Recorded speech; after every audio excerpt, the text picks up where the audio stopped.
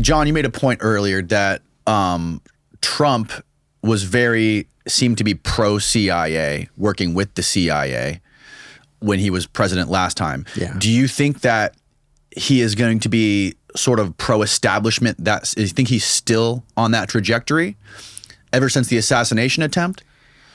I think probably less so. There have been rumors lately that if he wins, he's considering naming Rick Grinnell as the CIA director. Who's that? Rick Grinnell is an odd character. He's a fundraiser. He's openly gay. He was nominated, not even nominated. He was ambassador to Germany. The Germans hated him, threatened to expel him. There he is. And now there's talk that if Trump wins, he'll end up as either National Security Advisor, Director of National Intelligence, or CIA Director. Yeah, I've met Grinnell a couple times. He's teaching a class over at George Washington University right now. He's not a guy that I'd necessarily like to hang out with, but I could think of a lot worse people, to be considered for a position like that. So the other thing to keep in mind is don't mistake Donald Trump wanting to have the CIA as him being pro-CIA. That's a good point. It could just be pro-capability because when you're the president, CIA is in your back pocket. Yeah. Like the branch that CIA falls under is the executive branch. Right. So it's like the toy that sits on the shelf that you play with only when you want to. Whereas if you throw away the toy, you don't ever get the toy. But with CIA comes a whole suite of capabilities. That's right. And a whole building of people that can't say no because without you, they have no purpose or job.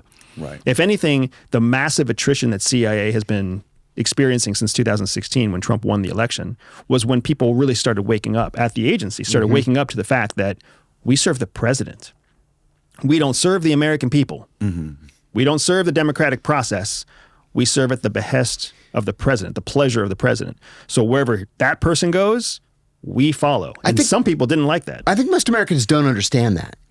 CIA is one of those very, very unusual organizations where serving at the behest of the president actually means something. I remember when I first got hired, there were old timers still talking about a station chief in the Middle East who had been fired by Ronald Reagan because he was living in sin with his girlfriend. That Reagan had made a trip to the Middle East. There was a dinner at the COS's house. The COS's chief of station's house.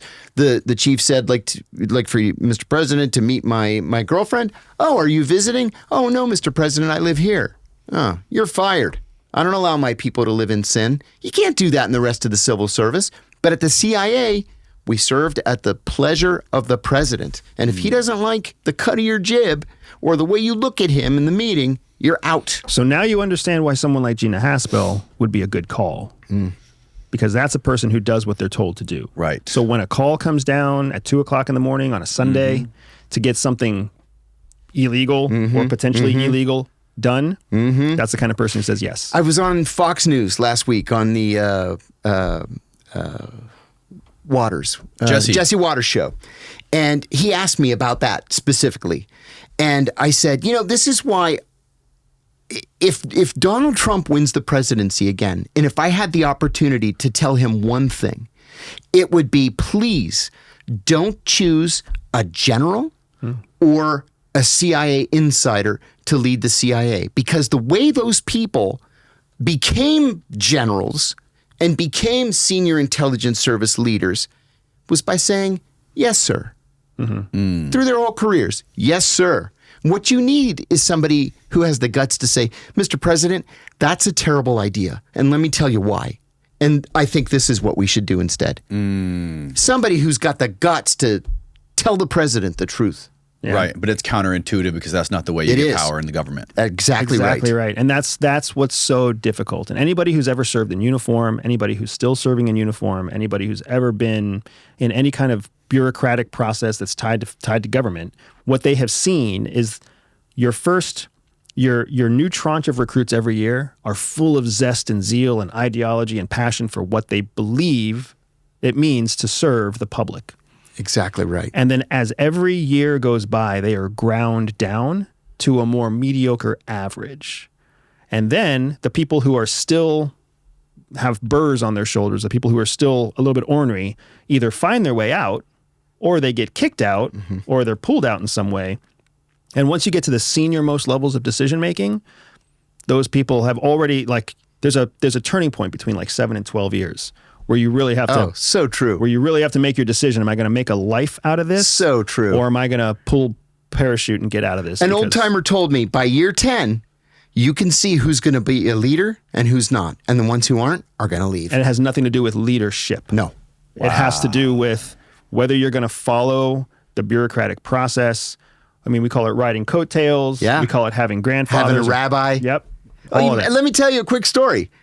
And I've told you this story, but it's important and it bears repeating.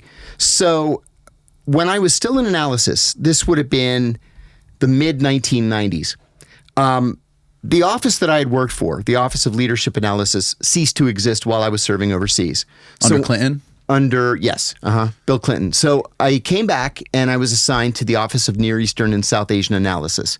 One of the group chiefs, which was a GS-15, the general service scale goes up to 15, and then above that is the senior intelligence service. One of the GS-15 deputy group chiefs was John Brennan. John was, he was a mid-level nobody, a mid-level functionary. What year was this? This was 1996. 96, he was a GS-15. Yeah. Wow. Which is actually the point of the story. So there was nothing special about John. He had a BA from Fordham in history. Nothing special about this guy at all. And he worked for a woman named Martha Kessler, and Martha was something special. She was the U.S. government's acknowledged expert on Syria and had written the definitive book on Syria called Syria, Fragile Mosaic of Power. And everybody had to read Martha's book when you got assigned to NISA. So Christmas of 1996, I remember this like it was yesterday. He goes to Martha and he says, Martha, I've been your deputy for whatever it was, 4 years, 5 years. I think I'm ready for the Senior Intelligence Service and I want your blessing to apply for XYZ job. She said, I don't like you. I've never liked you, and you will never be in the Senior Intelligence Service. In fact, you're fired. So at the agency, you're not really fired. If you're shuffled. Yeah, you're shuffled. So if they tell you you're fired, you have 6 weeks to walk the halls and find another job. And if you can't find a job in 6 weeks, then you're fired. Okay? It's Christmas time. The normal job turnover is in the summer. So there are no jobs at Christmas over vacation. So Brennan is going office to office to office looking for a job. He finds one opening. It's in the President's Daily Brief, the PDB staff. And for analysts, if you're serious about analysis, you're going to end up in the PDB staff eventually, either as a briefer or as an editor. They have one opening, and it's for the lowest level. It's to brief the lowest level person entitled to a PDB briefing. And that is the National Security Council's Director for Intelligence Programs, who at the time happened to be George Tenet. So, John is this short, squat, ugly, pock-faced dude. And George is a short, squat, ugly, pock-faced dude. Tell me how you really feel, John. Yeah. Both chomping on cigars. I won't get into their personal lives, but they're equally disgusting. So Brennan goes down to the White House, introduces himself to George. They immediately hit it off. Now, George had just had a heart attack, so he promised his wife he wouldn't smoke. Well, there used to be a kiosk at the corner of 17th and Pennsylvania Avenue. It's not there anymore. And the guy sold magazines and newspapers and cigars and gum and stuff like that. So they would do the briefing at the White House, walk over to the kiosk, smoke a cigar. George would go back to the White House and John would go back to the agency. Next thing you know, George is named Deputy CIA Director. So he calls Brennan and he makes Brennan the Deputy Director of the Office of Near Eastern and South Asian Analysis, Martha Kessler's boss. And he calls Martha in on his first day, and he says, now you're fired. Ooh. And so she was gone. She packed up her shit and she left. We never saw her again. Next thing you know, there's a realignment. And I mean, he was only in the job for like 6 weeks. There's a realignment and they merged a bunch of offices and there was a more senior guy who took John's job. So George made John, he says, listen, you're going places with me. So I'm going to make you station chief in Riyadh. Direct line of communication between the director of the CIA and the king himself. And he's there for like 5 years. Well, this also gives him operational experience, which he had never had. So then he comes back from Riyadh. They make him the executive director of the CIA, the third ranking officer in the entire CIA. And then from there, he becomes the head of the National Counterterrorism Center, the first one, by the way. Then he becomes the deputy national security advisor for counterterrorism. Then he becomes the director of the CIA. Wow. Does anybody remember? Voice. Yeah. Does anybody remember Martha Kessler or know what she's doing?